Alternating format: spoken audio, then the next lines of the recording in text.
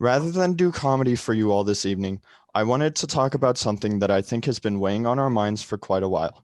Today, I need to make peace in front of all of you, my friends, with something that I should not have done.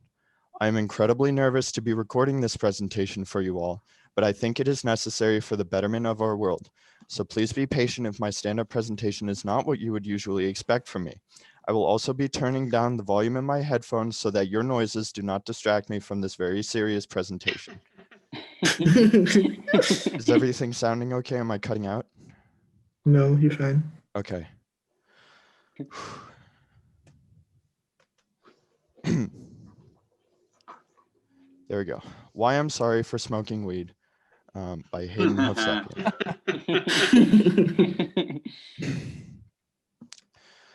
Again, I cannot hear you, so if I speak over you, I'm very sorry. When I was a young boy, I made a promise to myself, my friends, my family, and my community that I would never ever do drugs because they are icky and bad for you and make you go to the doctor's office to get vaccines.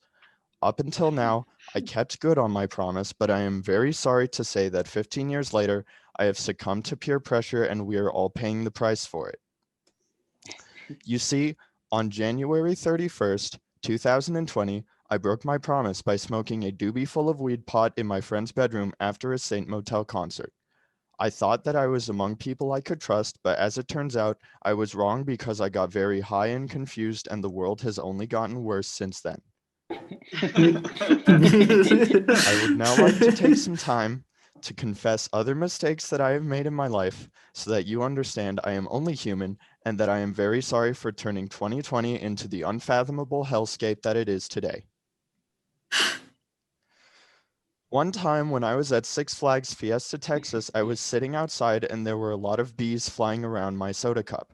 I was trying to get rid of them and I was looking inside my soda cup to see if there were any bees in it, and a lady at a nearby picnic table said, "I'm not sure if they're in there or not."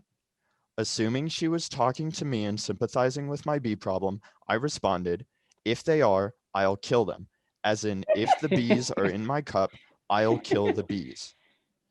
As it turns out, the lady was not talking to me about the bees, but she was instead talking about her children in a nearby roller coaster. And due to this minor miscommunication, she thought that I was openly threatening the lives of her children.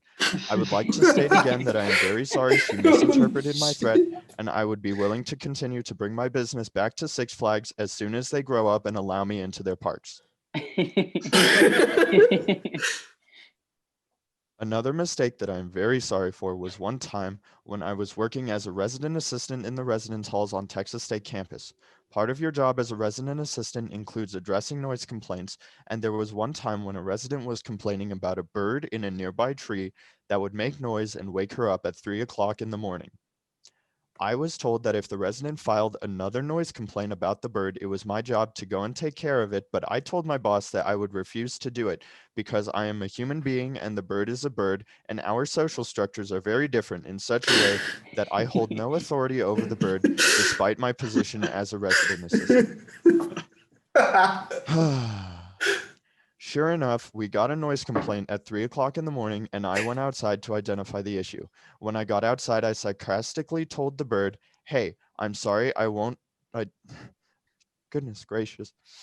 When I got outside, I sarcastically told the bird, "Hey, I'm sorry to be the bad guy here, but it is quiet hours and we have to respect the fact that other people are sleeping."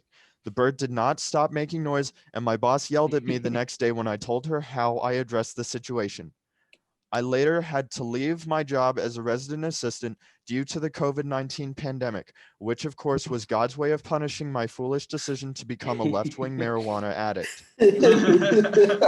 While I understand that things may seem bleak for America right now, it is in times like these that I like to quote American sweetheart Little Orphan Annie, who once famously said that the sun will come out tomorrow. I personally believe that if everyone here is willing to look past my degenerative new character traits, you will see that some pretty cool stuff has happened this year, and maybe you can find it in your hearts to forgive me for transforming into a gangbanging hippie and dooming our nation with my incessant drug use. For starters, one silver lining is that more Americans can now brag about the fact that they have met a Nazi. The last time the average American was able to brag about meeting a real-life Nazi was in the 1940s during World War II. Since then, World War II veterans have been the only group of people that are able to bring up this interesting fun fact about their lives. Now that the federal government has demonstrated that it's okay to be a Nazi, statistically more Americans will be able to recall trivia and anecdotes about fascism that will impress friends and family at dinner parties. Another good thing to happen this year has been Kanye West. Less than a year ago, Kanye West was a political nobody who lived life in poverty and obscurity. In response to the dark socio-political turn that the US has endured since I started puffing on keef and sleeping until noon, Kanye West has taken it upon himself to become more active in national politics and, more importantly, follow his dreams. Now Kanye West is a famous celebrity and he frequently has sex with other equally famous and equally important celebrities.